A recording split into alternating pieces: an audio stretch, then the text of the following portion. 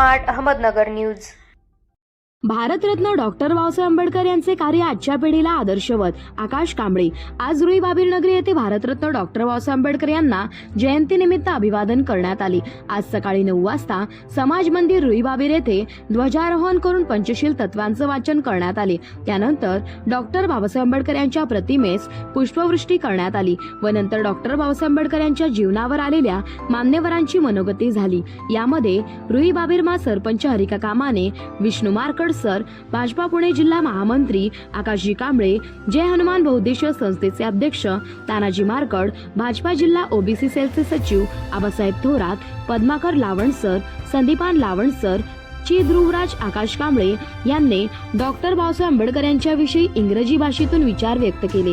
यावेळी बोलताना भाजपा पुणे जिल्हा महामंत्री आकाशजी कांबळे यांनी डॉक्टर बाबासाहेब आंबेडकर यांना त्या काळातील प्रस्थापित व्यवस्थेने कसा त्रास दिला व डॉक्टर बाबासाहेब आंबेडकर यांनी गोरगरीब सर्वसामान्य माणसाला केंद्रस्थानी ठेवून देशाची राज्यघटना लिहून कायदे अधिकार देऊन सर्वसामान्य माणसाला समानता देण्याचं काम केलं।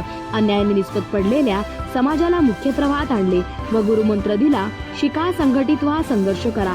अशा प्रकारे अनेक विषयांवर त्यांनी सखोल मार्गदर्शन केले।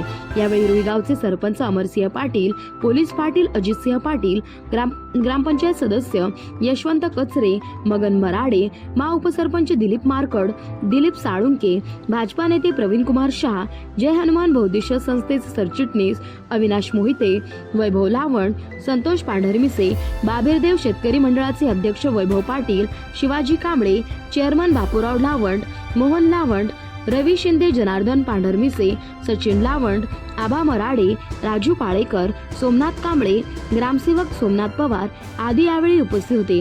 यावेळी कार्यक्रमाचे सूत्रसंचालन रुई बाबीर ग्रामपंचायत सदस्य अनिल कांबळे यांनी केले।